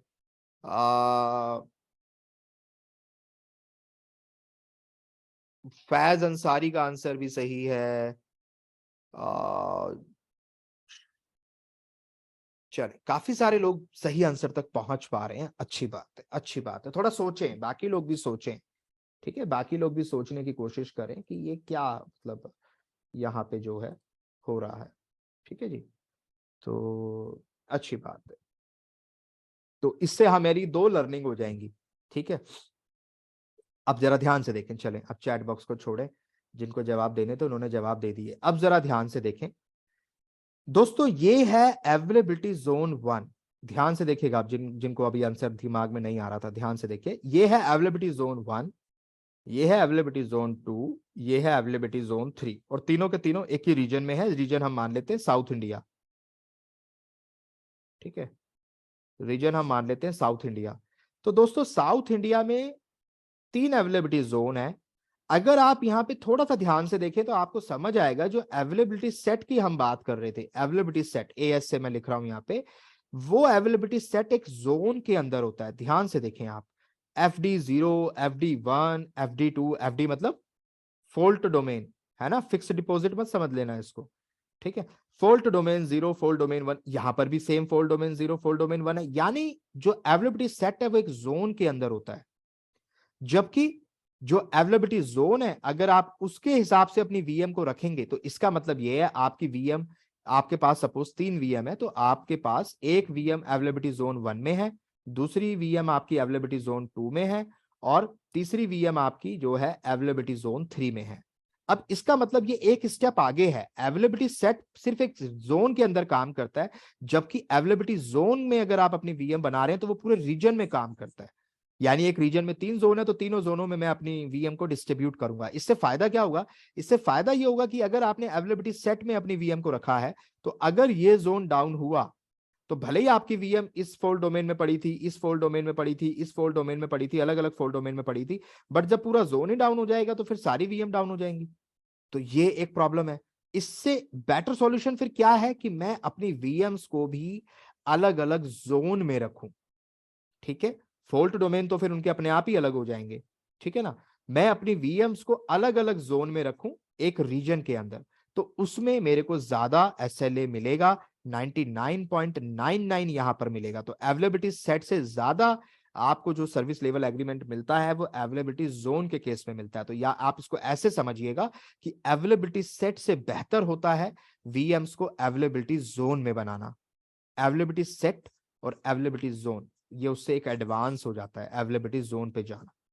बट हम सेट के अंदर क्यों बनाएंगे, कई सिचुएशन ऐसी होती हैं, कई सिनेरियो ऐसे होते हैं जहां आप एक सेट के अंदर ही रखना चाहते हैं, आप एक सिंगल जोन के अंदर ही रखना चाहते हैं। एप्लीकेशंस में हम चाहते हैं कि वीएम सारी एक ही उसके अंदर रहें। बहुत सारे रीजंस हो सकते हैं उनके आपस में कम्युनिकेशन को फास्ट करने के लिए, उनके आपस में जो है बहुत सारे कम्युनिकेशन के लिए हम कई बार ऐसी सिचुएशन बन जाती है कि हम उन्हें एक सिंगल जोन में रखना चाहते हैं। इन दैट केस हमारे पास ऑप्शन होता है अवेलेबिलिटी सेट का। लेकिन अगर कोई ऐसी मजबूरी आपकी नहीं है तो एज्योर कहता है आप फिर उससे एक स्टेप आगे चले जाएं, अपनी वीएम को अलग अलग जोन में बनाएं। ठीक है, तो वहां आपको अवेलेबिलिटी सेट वाली खूबियां तो मिलेंगी मिलेंगी, प्लस आपको अवेलेबिलिटी जोन वाली खूबियां भी मिलेंगी। याद रखेगा, अवेलेबिलिटी जोन में जाएंगे तो अवेलेबिलिटी सेट वाली सारी खूबियां मिलेंगी, तभी तो आपको उससे ज्यादा सर्विस लेवल एग्रीमेंट मिल पा रहा है 99.99%। ठीक है, ये बात आपको समझ आ रही है? ओके। अच्छा, यहां पर अच्छा एक और सवाल आया कि बिलिंग पे क्या असर पड़ेगा। देखिए, बिलिंग पे कोई असर नहीं पड़ता। आप अवेलेबिलिटी सेट के साथ चले जाएं, जोन के साथ चले जाएं, बिलिंग पे एज सच कोई असर नहीं पड़ता। It depends on your application requirement कि आप क्या लेना चाहते हैं। ठीक है, बिलिंग पर एज सच कोई फर्क नहीं पड़ेगा। Still will see. और एक चीज और भी है कि अवेलेबिलिटी सेट का ऑप्शन आपको हर रीजन में नहीं मिलेगा, अवेलेबिलिटी जोन का ऑप्शन भी आपको हर रीजन में नहीं मिलेगा। एज्योर ये सर्विस जो है, दोनों तरह की सर्विस, ये कुछ स्पेसिफिक रीजन्स में ही प्रोवाइड कराता है। ठीक है, हर रीजन या जोन में आपको ये सर्विस नहीं मिलेगी, लिमिटेशंस हैं इसकी कुछ। तो ये सारी चीजें यहाँ पर क्लियर हो गई हैं, अवेलेबिलिटी जोन भी आपको समझ आ गया है। स्केलिंग कॉन्सेप्ट, एक मिनट, और क्या क्या है? स्केलिंग है यहाँ पे, ऑटो स्केल है, वर्चुअल मशीन एक्सटेंशंस हैं। Okay okay, virtual machine extension, custom script यानी कि, ओके, कस्टम स्क्रिप्ट और ऑटो स्केलिंग दो कॉन्सेप्ट है। पहले मैं देखूं मेरे लैपटॉप में बैटरी कितनी है, बिकॉज आज पावर कट है बहुत लंबा, तो शायद हमारी क्लास ज्यादा ना चल पाए, क्योंकि मैं उम्मीद कर रहा था लाइट आ जाएगी, लेकिन लैपटॉप चार्ज नहीं हो पा रहा है। तो जब तक लैपटॉप में जान है तब तक क्लास चलेगी। ठीक है, अगर लाइट उससे पहले आ गई तो अच्छी बात है। तो ऐसा करते हैं कि अब वैसे आई विल ट्राई यार, मैं दुआ कर रहा हूँ लाइट आ जाए, बिकॉज अभी टाइम भी बहुत है और कब तक चलेगा नो आइडिया। देखते हैं, दुआ करते हैं। यहाँ पे स्केल सेट, तो ऐसा करते हैं आज पहले थ्योरी कंप्लीट कर लें, फिर सीधा लैब आपको 1 to 1 करा देंगे। और जितने सिलेबस में ना, इससे ज्यादा लैब करेंगे, कुछ आपको एक्स्ट्रा लैब भी कराऊंगा, नो नीड टू वरी। ठीक है, इससे ज्यादा लैब हम करेंगे। इस सिलेबस में अभी 2 लैब और है, सिलेबस के अकॉर्डिंग पर हमने 4-5 लैब करनी है। ठीक है, बल्कि उससे भी ज्यादा भी हो सकती है, माइट बी। तो हम डिटेल में करके चलेंगे ताकि हमारे सारे सर्टिफिकेशन का कवर हो जाए। देखो, मैं जो सिलेबस आपको पढ़ा रहा हूँ ना, मैं दोबारा बता दूं, AZ 900 भी इसमें कवर हो जाएगा, AZ 104 भी इसमें कवर हो जाएगा, AZ 305 भी इसमें कवर हो जाएगा। थोड़े से 1-2 टॉपिक हो सकता है रह जाए, तो सारे सर्टिफिकेशन कवर हो जाएंगे। जितना मैं आपको पढ़ाऊंगा ना, आपको सारे टॉपिक कवर हो जाएंगे। 305 का शायद थोड़ा सा रह जाए, 20-30% माइट भी। तो आपके सारे सर्टिफिकेशन आप निकाल सकते हो। ठीक है ना, तो हम सिंगल सर्टिफिकेशन में कोशिश करेंगे सारा कुछ पढ़ लें, ताकि आपको बाद में और पैसे खर्च ना करने पड़े। ठीक है, तो आप आराम से बस इसको पढ़ें, इत्मीनान से पढ़ें, कोई मसले वाली बात नहीं। अब यहाँ पे मैं आपको बता रहा था स्केलिंग के बारे में। चलें, ये भी बड़ा दिलचस्प कॉन्सेप्ट है, जो नॉन टेक्निकल लोग हैं आज इसको जरा ध्यान से देखें और कोशिश करें यह हमेशा आपको याद रहे। देखें, स्केलिंग क्या होता है। ठीक है, या कोई सिस्टम को जब कहा जाता है कि दिस सिस्टम इज स्केलेबल, तो इसका क्या मतलब होता है। या हम कहते हैं स्केलेबिलिटी, तो इसका क्या मतलब होता है। हर जगह एक अल्फाज कॉमन है, स्केल, स्केल कॉमन है ना।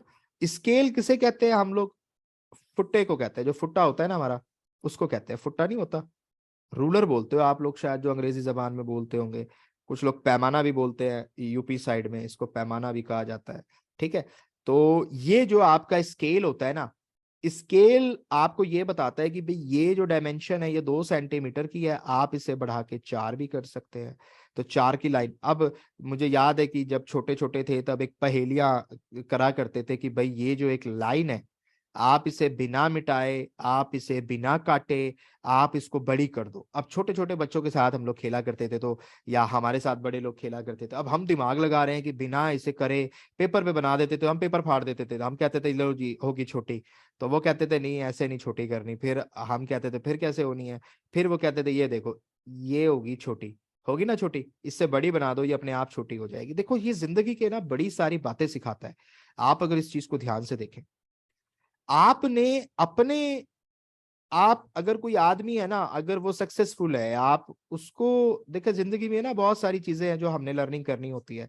एक आदमी बहुत सक्सेसफुल है, सपोज करें ये जो रेड कलर की लाइन थी, ये बहुत सक्सेसफुल की लाइन थी। उससे पहले ये वाली लाइन हमारी जिंदगी में नहीं थी, मिसाल के तौर पे हम ऐसा मान लेते हैं, ये वाली लाइन नहीं थी। अब हमारे लिए ये जो बंदा है, ये एक बहुत जो बहुत अमीर और बहुत मशहूर बंदा है। और हमारा जो लेवल है अभी वो ये है, मिसाल के तौर पे ये है। अभी हम इतनी सी लाइन हमारी है और ये उस बंदे की लाइन है। तो हम लोग क्या करते हैं, 99% जो जनरेशन है, जो इंसान है, वो क्या करते हैं, वो इसकी लैग पुलिंग करने लगते हैं। वो कोशिश करते हैं यार इसको ही ना, इस बंदे को ही मिटाने की कोशिश करो, इसको कोशिश करो, ये कैसे भी इसका जो है ना काम बर्बाद हो जाए और ये मेरे से नीचे आ जाए, है ना। हम कभी ये कोशिश नहीं करते कि हम अपने ही आप को इतना बड़ा कर लें, अपने आप को इतना आगे ले जाएं कि वो छोटा पड़ जाए। हम अपनी स्किल्स को इतना बड़ा कर लें, हम अपने काम को इतना बड़ा कर लें, हम अपने आप को, अपनी सोच को इतना बड़ा कर लें कि वो चीज अपने आप छोटी हो जाए। हम दूसरे को नीचा करने लगते हैं। यार अपने आप को क्यों नहीं ऊपर बढ़ने की सोचते आप ये क्यों दुआ करते हो दूसरा फेल हो जाए, दूसरे का जो काम है वो ठप हो जाए। आप ये क्यों नहीं दुआ करते कि मेरा काम उससे ऊपर हो जाए। आप जिस दिन ऐसी सोच के साथ चलेंगे ना, आप देखें ऊपर वाला आपका साथ देगा। ठीक है, किसी बुरी नीयत पे नहीं साथ देता ऊपर वाला। आप किसी के, आपके दुआ बद्दुआ करने से नहीं किसी का काम खराब होगा। ठीक है, आप किसी के लिए बद्दुआ करें, ऐसा काम खराब हो जाए, नहीं होगा। जितना आपके साथ है ऊपर वाला, उतना उसके साथ भी है। आप यार अपने आप को आगे बढ़ाने के लिए सोचे ना, आप उससे बड़ा बने, आप उससे और ऊपर की लाइन खींचने की कोशिश करें। तो ये जो छोटे सी लाइफ में हमें बचपन में सिखाई जाती थी ना, इससे एक बड़ी अच्छी लर्निंग मिलती है कि हमेशा अगर आपने अपने आप को दूसरे की सक्सेस देखकर आपने जेलस नहीं होना, ये मोटिवेशन लेना है कि मुझे इससे आगे बढ़ना है। आपने ये मोटिवेशन लेना है कि यार मुझे इससे आगे बढ़ना है। अब जैसे एज ए यूट्यूबर मैं अगर अपनी बात करूं, मैं बड़े सारे यूट्यूबर्स को देखता हूं, बड़ी अच्छी वो उनके मिलियंस में सब्सक्राइबर हैं, है ना। तो 1 मिलियन सब्सक्राइबर है आजकल एजुकेटर्स के, बहुत सारे एजुकेटर हैं, 1 मिलियन जा चुके हैं, 2 मिलियन जा चुके हैं। अब मैं उन्हें देख के ना कभी जेलस फील नहीं करता। मैं आपको अपनी बात बताऊं, मेरे 4 लाख, क्या अभी 4 लाख भी नहीं हुए, तो मेरे 3,92,000 समथिंग है। मैं कहता हूँ कोई मसला नहीं। मैंने कहा इसका मतलब मुझे ज्यादा एफर्ट्स लगाने हैं यार, ये बंदे कंटेंट अच्छा बना रहे हैं, लोग उनके कंटेंट को पसंद कर रहे हैं, मेरे कंटेंट में अभी कमी है या मेरे कंटेंट अभी मार्केट में कम है, क्योंकि मेरे वीडियोस भी कम आते हैं, उनके 1,000 1,500 वीडियो पड़े हुए हैं, मेरे 400 भी नहीं है। तो मैंने कहा मेरे को उस पर काम करना है। मैं अपने पे फोकस करता हूं। मैं ये नहीं दुआ करता यार इनके ये 1 मिलियन जो हो गए, ये इन्होंने फर्जी वाले से कर लिए, ये इन्होंने पैसे देके कर लिए, या इनका जो है ना, इनका कोई और वो है।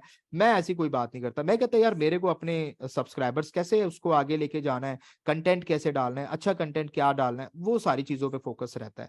So always think about in positive direction. आप ये ना सोचें कि दूसरा कैसे नीचे जाए या आप उसकी बददुआ में लग जाएं। आप यार अपने लिए काम करें, अपने आप को कैसे आप मोटिवेट कर सकते हैं कि भाई उनका कंटेंट अच्छा है, तो या लोग उनको पसंद कर रहे हैं, तो भाई मैं अपनी और अपने आप को इम्प्रूव करने की कोशिश करूं, है ना। तो वो सारी चीजें हैं, आप उन सारे फैक्टर्स के साथ लाइफ को हमेशा अपनी जो अप्रोच है ना वो रखा करें। तो आपकी जिंदगी में भी ऐसा होगा कि आपका दोस्त होगा, आपके साथ पढ़ा होगा, लेकिन आज आपसे आगे होगा, और आप हमेशा उससे ना जेलस फील करते होंगे, क्योंकि ये ह्यूमन नेचर भी है कि चले भाई जब कोई ज्यादा आगे निकल जाता है तो एक बार को लगता है कि अरे कल तक तो हमारे साथ घूमता था, आज ये देखो आगे निकल गया। और फिर हम उसके लिए मतलब मन में एक थोड़ी सी आ जाती है ना, एक जेलस टाइप। तो वो ना लेकर आए। लोग भी आपके साथ तभी उठेंगे बैठेंगे, सक्सेसफुल लोग भी आपके साथ तभी उठेंगे बैठेंगे जब उन्हें आपके साथ पॉजिटिविटी फील होगी। उन्हें ये फील होगा कि ये मेरे पैसे से नहीं जल रहा, ये मेरी सक्सेस से नहीं जल रहा। ठीक है ना, तो आपने उसी डायरेक्शन में हमेशा सोचना है। तो चलें जी, मैं आपको क्या बता रहा था, मैं बात बता रहा था स्केलिंग की। अच्छा, तो स्केलिंग से चलो आपको एक अच्छी नॉलेज मैंने दे दी कि आप भी अपने आप को स्केल करें। ठीक है, अपने दायरे को बढ़ाएं, अपनी सोच के, अपने विचारों को, सब चीजों को जो है ना एक अच्छी डायरेक्शन में, एक अच्छे इंसान बनने की कोशिश करें। देखिए मैं बता रहा हूँ, एज योर सर्टिफिकेशन तो आप निकाल लोगे, AWS सर्टिफिकेशन तो आप निकाल लोगे, GCP आप निकाल लोगे। हो सकता है आप 50 लाख का पैकेज भी आपको मिल जाए, आपको 1 करोड़ का पैकेज मिल जाए, सब कुछ मिल जाए यार, आपको दुनिया की सारी दौलत मिल जाए, ये भी हो सकता है। ठीक है, it it doesn't matter. Life में जो पीस है ना, जो पीस है, इसके लिए मैंने बड़े बड़े शहंशाहों को हमने कहानियों में भी देखा है। बड़े बड़े शहंशाह जो है उस पीस को जब हासिल नहीं कर पाते तो वो अकेलेपन में, तन्हाई में मर जाते हैं, है ना। तो आपको याद होगा कि आखिरी आखिरी मुगल बादशाह बहादुर शाह जफर हैं, आप मुगल बादशाह जिसकी पूरी हिंदुस्तान पे जिन्होंने कभी जो है इन्होंने राज किया, वो आखिरी में बहादुर शाह जफर जो है, आपको पता ही होगा कि म्यांमार के अंदर उसको कैद कर दिया अंग्रेजों ने। और तब बहादुर शाह जफर ने एक शेर कहा था कि कितना बदनसीब है या जफर, दफन होने के लिए 2 गज जमी भी ना मिली कुएं यार में, है ना। उन्हें अपने मुल्क में 2 गज जमीन ना मिली दफन होने के लिए, भी म्यांमार में उनको दफना दिया गया। और तब बहादुर शाह जफर ने यह बात करी थी कि जिस हिंदुस्तान पे कभी मेरे अपनों का राज हुआ करता था, वहां पे मैं 2 गज जमी भी हासिल ना कर पाया। ये आप समझ रहे हैं, आप रिग्रेट समझ रहे हैं उस शहंशाह का, है ना। तो ये बड़ी बड़े रिग्रेट्स होते हैं देखिए लाइफ में। अभी अगर आप रियल टाइम एग्जांपल देख लें तो इलॉन मस्क जो है, उसने रिकॉर्ड बना दिया है पैसा गंवाने के मामले में। एक जमाने में दुनिया का अमीर तरीन आदमी हुआ करता था, और आज वो जो है पैसा गंवाने के नाम पे रिकॉर्ड बना रहा है। ठीक है। और ऑफ कोर्स हर आदमी की सक्सेस और उसकी फेलियर के पीछे एक औरत का हाथ होता है, तो यहाँ भी एक औरत का हाथ है, ये भी आप जानते हैं। ठीक है। जिसकी वजह से उसने ट्विटर को खरीदा था। तो चले, अच्छी बात है। तो ये सब कहानियां पढ़ा करें थोड़ा सा, है ना, मोटिवेशन मिलेगा आपको। चले, अच्छी बात है। आते हैं यहाँ पे स्केलेबिलिटी पे, दोबारा से आते हैं स्केलिंग। तो स्केलिंग में दोस्तों देखिए, यहाँ पे जो स्केलिंग का कॉन्सेप्ट है, स्केलिंग का जो कॉन्सेप्ट है, एज्योर कहता है कि हम आपको, एज्योर ही नहीं कहता, हर क्लाउड आपको स्केलिंग देता है। लेकिन ये कौन सी स्केलिंग देता है? ये आपको मैनुअल स्केलिंग नहीं देता, आपको ऑटो स्केलिंग देता है, याद रखिएगा। इसीलिए जिस टर्म का हम क्लाउड में इस्तेमाल करेंगे उसे हम कहेंगे ऑटो स्केलिंग। याद रखिएगा, क्लाउड के अंदर ऑटो स्केलिंग होती है, यानी अपने आप होती है। ऑटो वर्ड जहां पर भी लग जाता है, इसका मतलब होता है ऑटोमेटिक। फुल फॉर्म इसकी ये होती है, शॉर्ट फॉर्म होती है ऑटो। तो ऑटो का मतलब ही होता है ऑटोमेटिक। तो ऑटोमेटिक स्केलिंग होती है, उसे ऑटो स्केलिंग क्लाउड के अंदर कहा जाता है। अब सवाल ये आता है कि ये स्केलिंग होती क्या है, स्केलिंग का मतलब क्या है। देखो, जैसे एक लाइन से दूसरी लाइन हमने बड़ी कर दी, ऐसे ही यहां पर स्केलिंग का मतलब भी कुछ ऐसा ही है। स्केलिंग का मतलब है दोस्तों कि आपके पास एक वर्चुअल मशीन है, वर्चुअल मशीन की 2 GB की रैम है, और यहाँ पे उसके पास फॉर एग्जाम्पल 100 GB की स्टोरेज है, HDD है। ठीक है ना। अब मेरा यहाँ पे ट्रैफिक आने लगा, टेक्निकल गुफ्तगू, पहले 2 GB रैम पे ये वेबसाइट चल रही थी टेक्निकल गुफ्तगू की, लेकिन ये बड़ी जो है पॉपुलर वेबसाइट बन गई और इतनी फेमस होगी कि इसने रिकॉर्ड ही तोड़ दिया ना। चलिए, अच्छी बात है। तो अब ये जो है सर्वर कम पड़ने लगा, ये 2 GB की रैम जो है ये कम पड़ने लगी, और यहाँ पर जो है रिक्वेस्ट फेल होने लगी, क्योंकि इसकी एक कैपेसिटी होगी। 2 GB रैम जो सर्वर होगा, फॉर एग्जाम्पल, वो 1000 रिक्वेस्ट पर सेकंड को हैंडल कर सकता है। लेकिन मेरे पास रिक्वेस्ट कितनी आ रही है? 1050 पर सेकंड। ऐसे केस में क्या होगा, जो एक्स्ट्रा 50 रिक्वेस्ट है वो रिजेक्ट हो जाएगी। ऑलवेज रिमेंबर, जो एक्स्ट्रा होती हैं वो रिजेक्ट हो जाती हैं। तो यहाँ पे एक लिमिटेशन आ गई। मेरे कस्टमर जो है वो मुझे कंप्लेंट कर रहे हैं कि भूपिंदर सर, हमारी रिक्वेस्ट रिजेक्ट हो जाती है, कई बार हम लोग वेबसाइट को एक्सेस करते हैं, एरर आ जाता है। एरर क्यों आ रहा है? क्योंकि आपकी लिमिटेशन जो थी वो ये थी कि आप 1000 तक ही हैंडल कर सकते थे पर सेकंड, पर ट्रैफिक ज्यादा आने लगा। ऐसे में एज्योर क्या करेगा, एज्योर ऑटोमेटिकली इस रैम को आपसे बिना पूछे बढ़ा देगा और इसको 4 GB में कन्वर्ट कर देगा। अगर एज्योर ऐसा करता है दोस्तों, तो इसी कॉन्सेप्ट को कहा जाता है ऑटो स्केलिंग। अब यहां पर जो ऑटो स्केलिंग हुई है, ध्यान देने वाली बात यह है कि ये एग्जिस्टिंग वीएम को ही बढ़ा दिया गया है, जबकि क्लाउड में एग्जिस्टिंग वीएम की साइज को नहीं बढ़ाया जाता है, बल्कि उसके एक ये वाला एग्जाम्पल ना होकर एग्जाम्पल ये होता है कि 4 GB अगर मुझे करना है तो 2 GB का सर्वर तो चल ही रहा होगा, एज्योर एक और 2 GB का सर्वर बना देगा, और जो एक्स्ट्रा रिक्वेस्ट है, जो भी 50 रिक्वेस्ट एक्स्ट्रा है, उसको यहां ट्रांसफर कर देगा। तो इस तरह का कॉन्सेप्ट जो होता है ये एज्योर फॉलो करता है, और इसको कहा जाता है हॉरिजॉन्टल स्केलिंग। याद रखिएगा, जब नई वीएम बना दी जाती है उसे हॉरिजॉन्टल स्केलिंग कहते हैं। जब एग्जिस्टिंग की ही कैपेसिटी बढ़ा दी जाती है तो उसको वर्टिकल स्केलिंग कहते हैं। इस डिफरेंस को दिमाग में बिठा लीजिएगा, ये बहुत जगह इंटरव्यू में आपसे पूछा जाएगा। वर्टिकल स्केलिंग का मतलब है हम अपनी एग्जिस्टिंग वीएम की कैपेसिटी को बढ़ा रहे हैं, और हॉरिजॉन्टल स्केलिंग का मतलब है हम उसके साथ में एक और नया सर्वर बना रहे हैं। आई होप ये बात सबको समझ आ गई होगी, जितने भी नॉन टेक्निकल हैं और जितने भी फ्रेशर्स हैं। समझ आ गई ये बात? हॉरिजॉन्टल क्या होता है, वर्टिकल क्या होता है? तो याद रखिएगा, अब अगर मैं आपसे ये पूछूं कि एज्योर के अंदर क्या वर्टिकल स्केलिंग होती है, तो आपका आंसर क्या होगा? इंटरव्यू का सवाल है ये। एज्योर के अंदर वर्टिकल स्केलिंग पॉसिबल है, यस और नो? बस आपसे आपको यस और नो में बताना है। एज्योर में वर्टिकल स्केलिंग पॉसिबल है, यस और नो? कुछ लोग कह रहे हैं यस। तो यस वाले ये बताएं कि क्या वो ऑटोमेटिक होगी या वो मैनुअल होगी? जो यस कह रहे हैं वो मुझे जवाब दें, क्या वो ऑटोमेटिक होगी या मैनुअल होगी? बिल्कुल सही जवाब आपने दिया है, मैनुअल आपको करनी पड़ेगी, यानी ऑटोमेटिक नहीं होती। तो एज्योर में ऑटोमेटिक वाली जो ऑटो स्केलिंग जिसका हम जिक्र कर रहे हैं वो कौन सी होती है फिर? वर्टिकल होती है या हॉरिजॉन्टल होती है?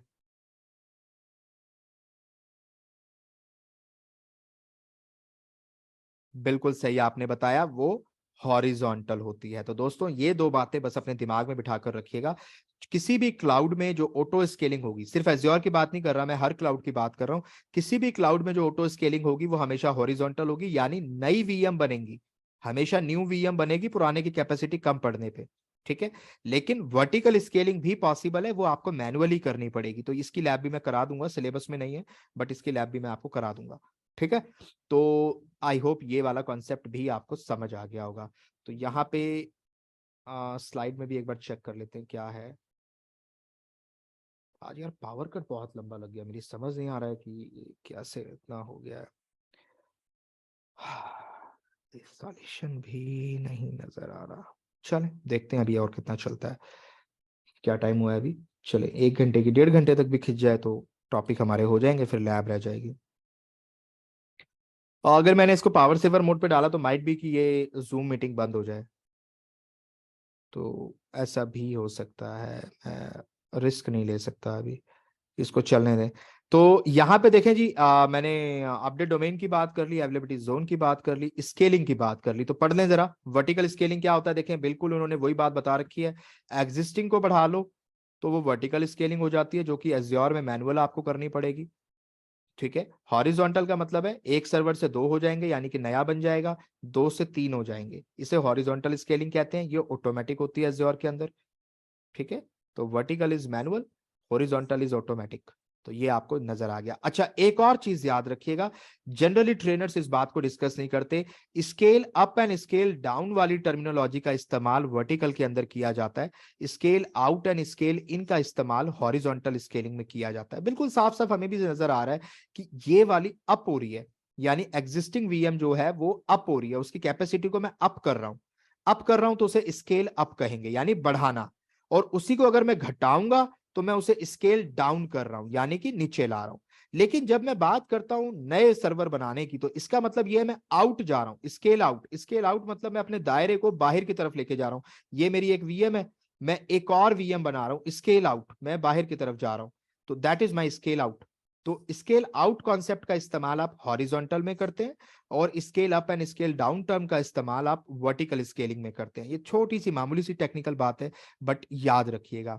ठीक है। There is no down time, there is no down time. एक अच्छा सवाल पूछा है कि क्या जब ये स्केलिंग होगी तो डाउन टाइम होगा? No down time. ठीक है। स्केलिंग होगी तो नो डाउन टाइम, स्केलिंग के केस में there is no down time, लिख लीजिएगा। ठीक है। ओके, यहां तक बात समझ आ गई। आगे का क्या टॉपिक है देखते हैं। स्केल सेट, इसको एज्योर के अंदर उस टर्म को क्या कहते हैं, ऑटो स्केलिंग को स्केल सेट करते हैं, बस ये याद रखिएगा। एज्योर में जो सर्विस होती है जिससे ऑटो स्केलिंग की जाती है उसका नाम है स्केल सेट। ठीक है। तो इसको लैब में करेंगे तो आपको बेहतर समझ आएगा। उस इस सर्विस का नाम स्केल सेट है। एडब्ल्यूएस में उसको ऑटो स्केलिंग कहते हैं, यहाँ पे उसे स्केल सेट कहते हैं। बस इतना सा फर्क है। तो ये हम देख लेंगे स्केल सेट में जाके, तो ये काम हमारा हो जाएगा। अब मैं आपको कुछ लैब में ही लेकर चलता हूँ। एक्सटेंशन का लास्ट टॉपिक है, उसे बाद में कर लेंगे। तो आई विल ट्राई कि मैं आपको कुछ लैब करा दूं जो आप आज प्रैक्टिस कर लें। आई होप लास्ट टाइम की लैब आपकी हो गई होंगी आराम से। आपने लास्ट टाइम में आपको कोई इशू नहीं आया होगा लैब्स में। चला गया ये पावर सेविंग मोड में। ओके, यही मसला हो गया। मुझे अब डिस्प्ले दिख ही नहीं रही है। क्या आपको भी डिस्प्ले डिम हो गई है या सिर्फ मुझे डिम हुई है? मेरे केस में तो मुझे ये बहुत डिम हो गई इसकी लाइट। तो अच्छा, आपके एंड पे भी डिम हुई है? Not dim.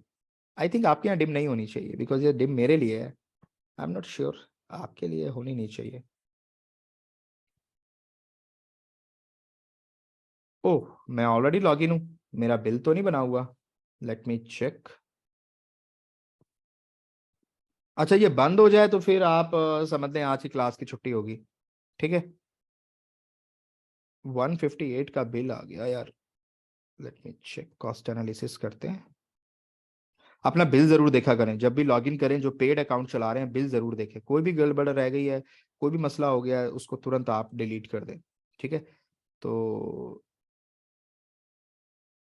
यार हाँ, ये भी बात सही है, ऐसा ना हो कि रिकॉर्डिंग भी स्टोर ना हो पाए। ये भी बात सही है आपकी, मगर ये एकदम एक्सीडेंटली स्टॉप होता है। सो ऐसा करें फिर, कल थोड़ी क्लास पहले कर लें, कल 9 बजे से क्लास कर लें। जल्दी बताएं फिर मैं इसको फिर उस हिसाब से करें, या सेम टाइम रखें। जल्दी मुझे बताएं क्या सजेशन है। जितने लोग कल सेम टाइम 9 बजे से क्लास चाहते हैं वो हैंड रेस कर दें। वोटिंग कर लें, जो ज्यादा होगा मैं वो करूंगा। जो लोग कल 9 बजे से क्लास चाहते हैं सुबह, वो हैंड रेस कर लें फटाफट। मेरे पास नंबर आ जाएगा यहाँ पे। हैंड रेस का कितना नंबर आ रहा है? 22, 23, 24, 25, 28 तक पहुंच गया है। और पढ़ें और करें और करें, वोटिंग करें जल्दी। जिनको 9 बजे से क्लास करानी है वो हैंड रेस कर दें, जिनको 9 बजे से क्लास चाहिए वो हैंड रेस कर दें। 40 तक पहुंच गया नंबर।